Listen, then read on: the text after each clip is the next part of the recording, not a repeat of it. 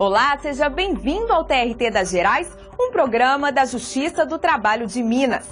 Hoje você vai ver que a comunicação pelas redes sociais entre empresa e funcionário fora do expediente pode configurar hora extra. Você sabe o que significa ônus probandi? Ônus não é benefício? Tem a mínima ideia. Que é isso? Centro de Memória do TRT de Minas faz sua estreia no evento noturno nos museus. E no quadro Tradição e Trabalho, a arte em pedra-sabão de Ouro Preto. Tudo isso agora, no TRT das Gerais.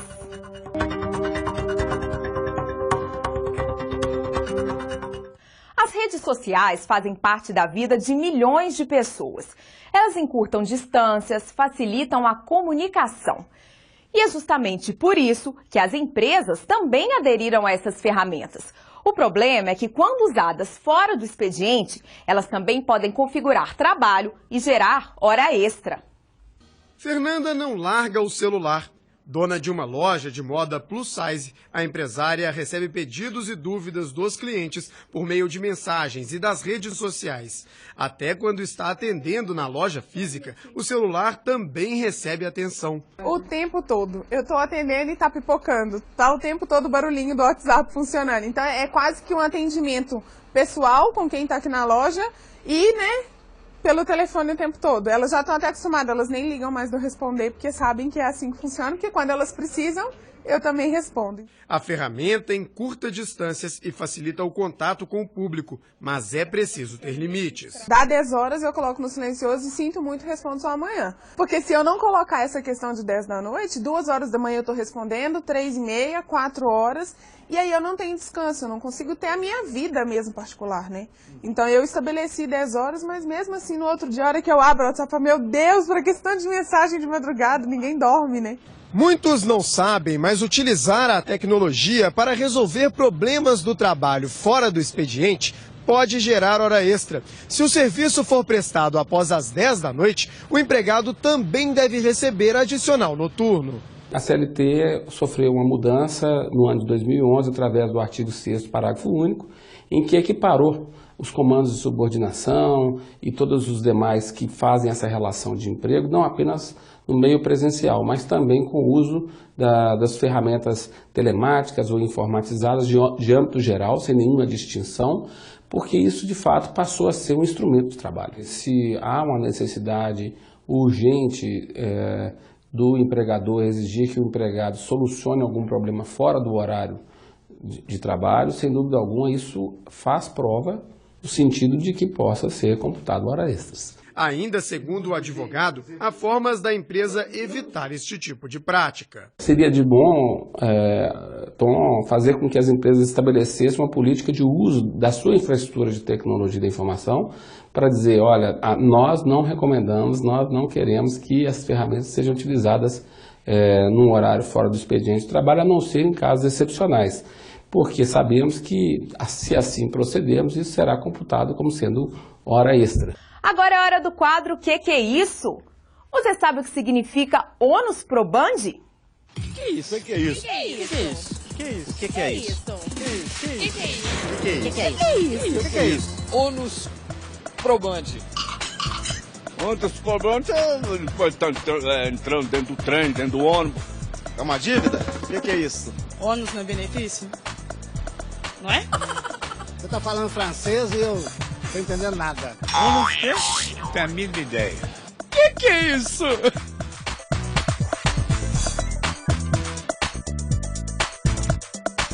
O ônus probandi é a possibilidade que a parte que está em juízo tem de produzir prova do que ela afirma. Vale dizer, se eu postulo em uma demanda determinado bem da vida, eu preciso fazer prova de que ele é meu. eu preciso fazer prova de que houve lesão, a extensão da lesão.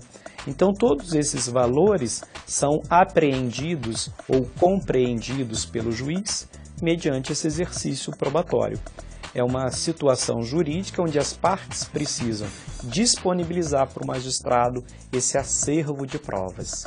É com base nesse acervo de provas que ele formará o seu convencimento e fará o seu julgamento.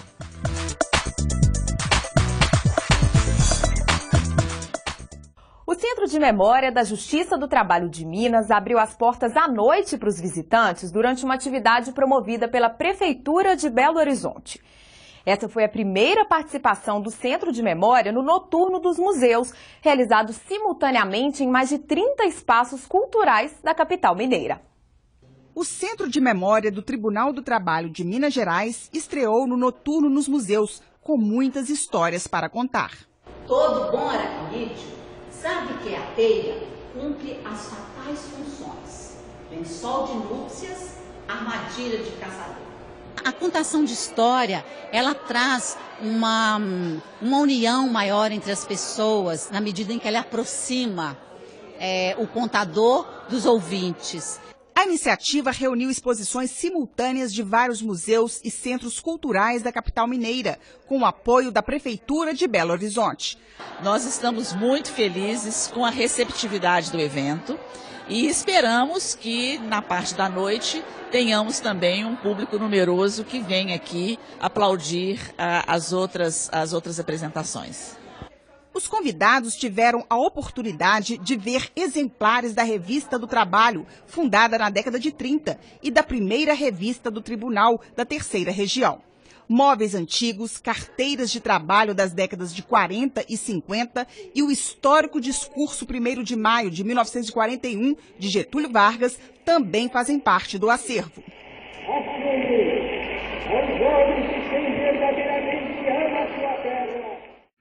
A visita guiada foi uma oportunidade de mais conhecimento sobre a história do trabalho em Minas Gerais até os dias atuais. A exposição está sendo muito gratificante para as pessoas que estão assistindo. Uma vez que você conhecer a história do seu país a fundo, te leva a saber formular e saber entender as transformações que ocorreram ao decorrer da história. À noite, o TRT recebeu mais visitantes. A presidente do Tribunal do Trabalho da Terceira Região abriu oficialmente a participação do Centro de Memória no Noturno nos Museus. A diretoria do TRT Minas e demais visitantes assistiram ao documentário sobre o retratista Assis Horta, responsável pelas primeiras fotos das carteiras de trabalho. A apresentação do grupo de chorinho Caixinha de Fósforo encantou a todos com notas de delicadeza e arte.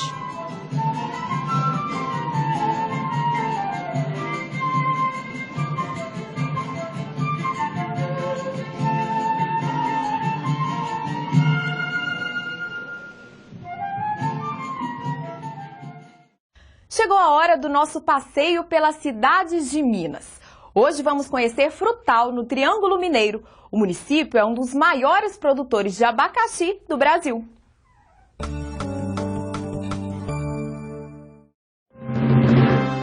Frutal está localizada na bacia do Córrego da Vertente Grande, no Triângulo Mineiro, a 608 quilômetros de Belo Horizonte.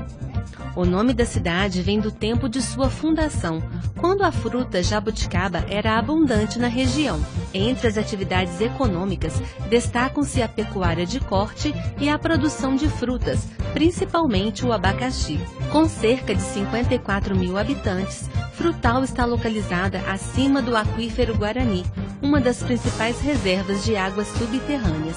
Presentes na cidade, a Universidade do Estado de Minas Gerais, a Universidade Federal do Triângulo Mineiro e a sede da Fundação Unesco Hidroex integram um dos maiores projetos do mundo voltados para a educação e pesquisa de recursos hídricos, o Cidade das Águas. O catira, dança rural em que os participantes batem palmas e sapateiam, é uma tradição da cidade, que passa de pai para filho.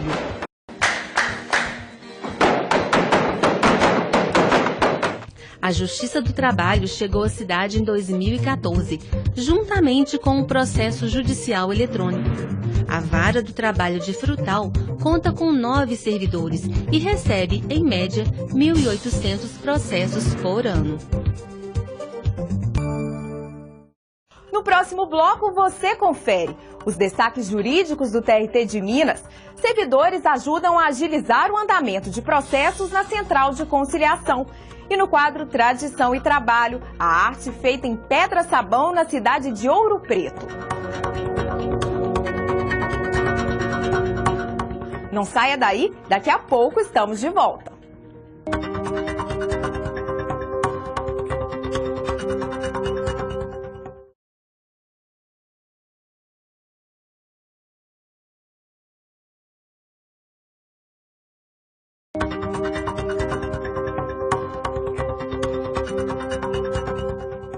Estamos de volta com o TRT das Gerais. Veja agora as decisões da Justiça do Trabalho de Minas com Natália Pacheco.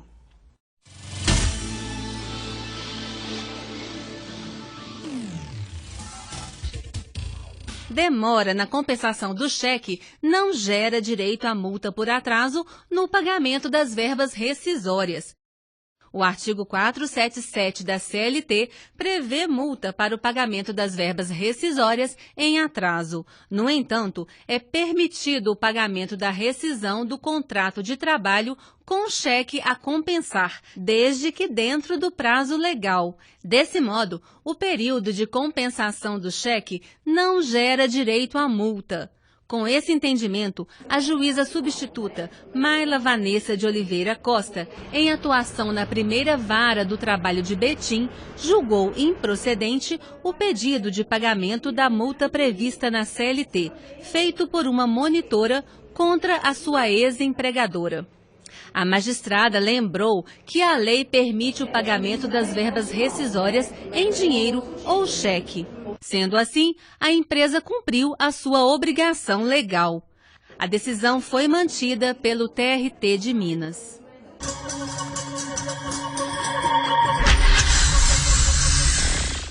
Garantir um ambiente de trabalho limpo e seguro é obrigação de todos os empregadores.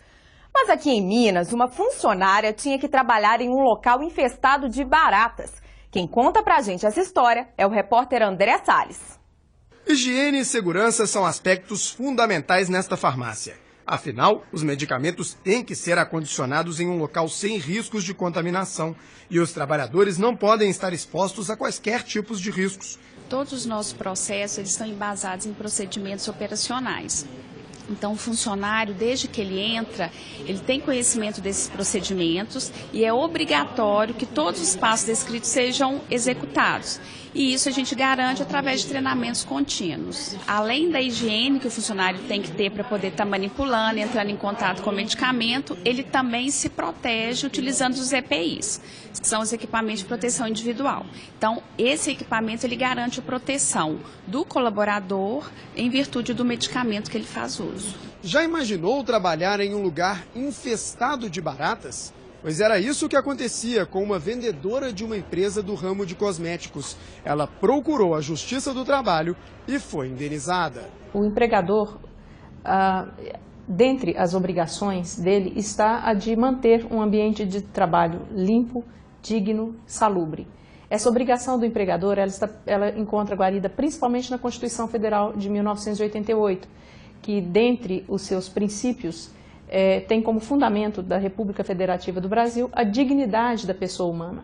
Essa obrigação do empregador, ela está prevista também em normas infraconstitucionais, como por exemplo na CLT e também na Convenção, na NR número 24 do Ministério do Trabalho e Emprego.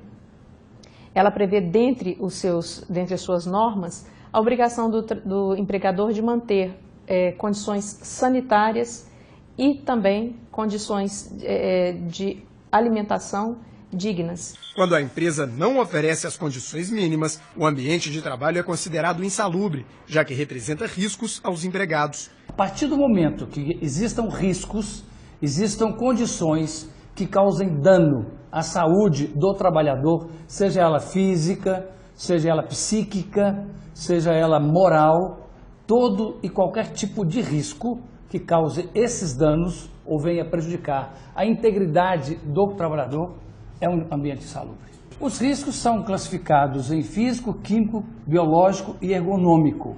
Dentro dos físicos, você tem ruídos, por exemplo, você tem vibração, você tem calor, você tem frio. Dentro dos químicos, você tem os vapores, né, poeiras. Dentro dos biológicos, você tem bactérias e as várias infecções que a pessoa pode ter. E o ergonômico, de acordo com o mobiliário que o indivíduo está, de acordo com a postura, os movimentos, a quantidade de força, todos esses detalhes são importantes. O médico do trabalho ressalta que há normas a serem seguidas pelas empresas. É um trabalho que tem que ser elaborado por equipes técnicas preparadas dentro do SESMIT, composto por médicos, né, engenheiros de segurança, técnicos, às vezes enfermeiros do trabalho, e para se levantar, inclusive, quais são os riscos através de um programa chamado PPRA, que é a Prevenção de Riscos Ambientais, né? E aí, então, você levanta os riscos, identifica os riscos, quantifica os riscos e, a partir daí, começam a se adotar, então, medidas para poder saná-los ou, pelo menos, diminuí-los. No âmbito trabalhista, o empregador que expõe trabalhadores a ambientes insalubres está sujeito a multas. O mais diretamente interessado é o próprio empregado, que está vivenciando um local de trabalho insalubre, inapropriado para o desempenho das suas funções. Mas também o Ministério do Trabalho e Emprego, através dos seus órgãos de fiscalização, também tem interesse e obrigação legal de averiguar, de fiscalizar e, uma vez verificada, constatada a irregularidade, autuar esse empregador para que ele se adeque às condições normais de trabalho. E não fazendo, esse empregador será multado administrativamente. A nova central de conciliação do TRT de Minas foi inaugurada há pouco tempo, mas já está em pleno funcionamento. Com a ajuda de 2 juízes do trabalho e 10 servidores, os processos estão ganhando mais agilidade. Após ser dispensada em 2013, Cláudia tenta receber o valor da rescisão na Justiça. A própria trabalhadora solicitou uma audiência na Central de Conciliação do TRT de Minas. O resultado foi um acordo com o antigo patrão. Gostei, excelente.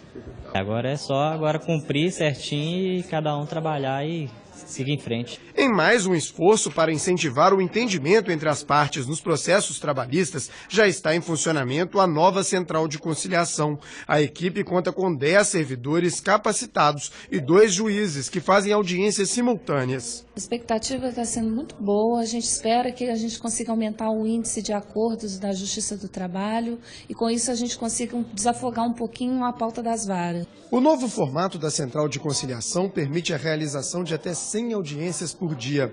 Outra vantagem é que as partes vão ter mais tempo e tranquilidade para chegarem a um acordo.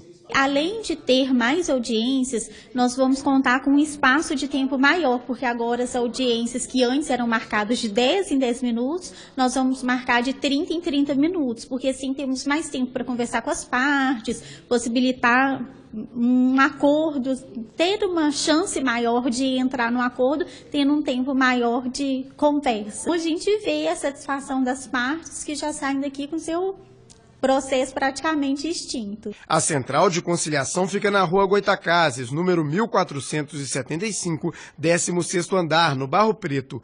Independente da fase do processo, é possível solicitar a inclusão na pauta de audiências por meio dos telefones 3238-7866 ou 3238-7867 ou do site trt3.jus.br. A agilidade e a qualidade do serviço têm agradado. A impressão foi super satisfatória, né? Já funcionava a central lá na conciliação de forma efetiva e com essa estrutura maior, eu acredito que vai ter mais possibilidades da discussão do conflito e da chegar na composição. Eu achei excelente, porque são processos que ficam aí anos e anos sem o reclamante, o exequente, conseguir receber, e através dessa central de conciliação aqui montada, que está bem equipada, eu acredito que resolverá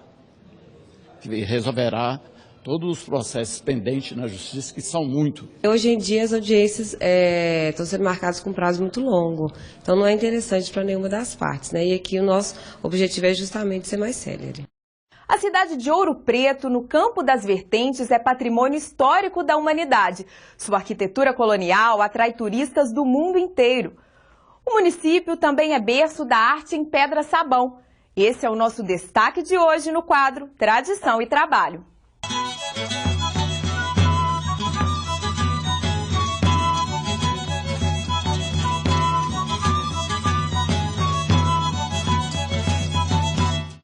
Ouro Preto, patrimônio cultural da humanidade. A cidade guarda o maior conjunto da arquitetura barroca do Brasil. Nas igrejas, a marca deixada pelo grande artista da época, Antônio Francisco Lisboa, o Aleijadinho. Durante o século XVIII, ele esculpiu anjos, santos para decorar os templos religiosos. Arte feita em pedra-sabão.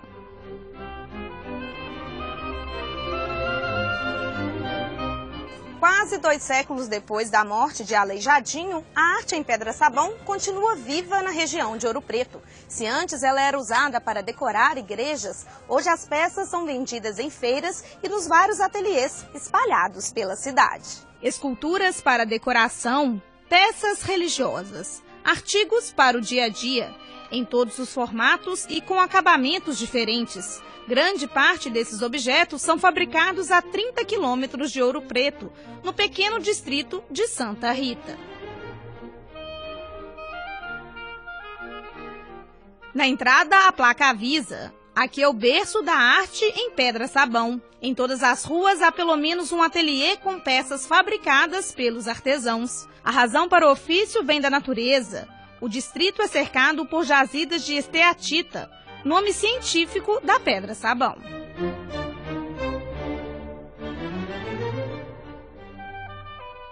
Mineral puro e macio, a facilidade em esculpir em pedra-sabão levou os moradores a usar a rocha para produzir diversos utensílios, principalmente domésticos.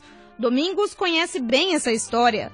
Foi criado pelos pais, onde os objetos eram produzidos. A pedra-sabão, por ela ser um mineral nosso aqui e ela sempre aflorando, um mineral muito superficial, se tem a história que ela começou com adornos e o pessoal utilizando mais como utensílios domésticos, sabe, fazendo panelas de pedra, vasilhas, os cochos para tratar de animais. Então ela foi sendo utilizada dessa forma. Aos 10 anos, ele brincava com a pedra e observava como os adultos faziam para cortar, lixar e esculpir. Sempre ouvia os conselhos dos mais velhos. No quintal, tudo em volta ali. E em dias frios acendia uma fogueirinha ali e ficava todo mundo em volta. Era uma forma, porque não tinha televisão, não tinha nada. Então era uma forma também de unir as famílias. O primo aprendeu do mesmo jeito. Hoje Fábio é um dos grandes artistas do distrito. Nunca fez nenhum curso. Aprendeu o ofício observando os mais velhos. Como já tinha pedra em casa, aí de vez em quando eu já começava assim, a brincar com algumas pedras, fazer alguma coisa. Aí eu fui desenvolvendo e pegando gosto pela coisa. A arte de Fábio hoje é atração no distrito. Ele levou 6 meses para produzir a imagem de Santa Rita, que está na porta da igreja. A obra teve que ser produzida em tamanho menor para os turistas levarem para casa. As pessoas ficaram surpresas, assim, todo mundo gostou muito, assim, achou interessante e diferente, assim, eu ter tido a ideia de fazer aquela peça para a igreja. O pessoal gostou muito. A pedra-sabão, que é encontrada em variações de cores, do cinza ao verde, ganha vida nas mãos dos artesãos.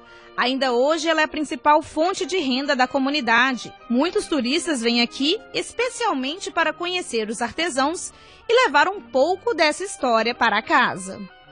Tem artistas plásticos que vêm aqui, conhecem e levam a rocha e produzem uma escultura em casa, né? Fica como hobby, manda as fotos e sempre agradece a questão da gente estar demonstrando isso, mostrando o nosso trabalho. O ofício passado de pai para filho faz com que pessoas simples como Fábio sonhem com um futuro melhor. De repente, tornar um escultor assim, reconhecido, ter uns trabalhos assim, em lugares importantes.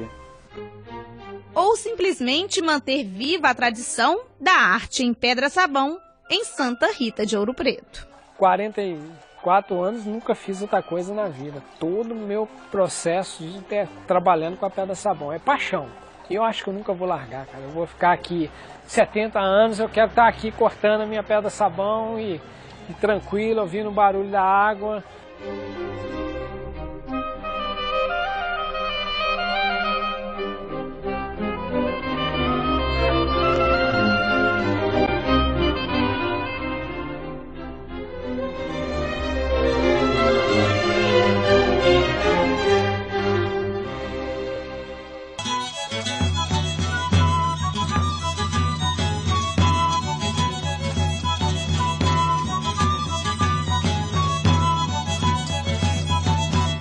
O TRT das Gerais fica por aqui. Assista as reprises deste programa toda terça e quinta-feira às 10 horas da noite e sexta-feira às 10h30 da manhã, aqui mesmo na TV Justiça.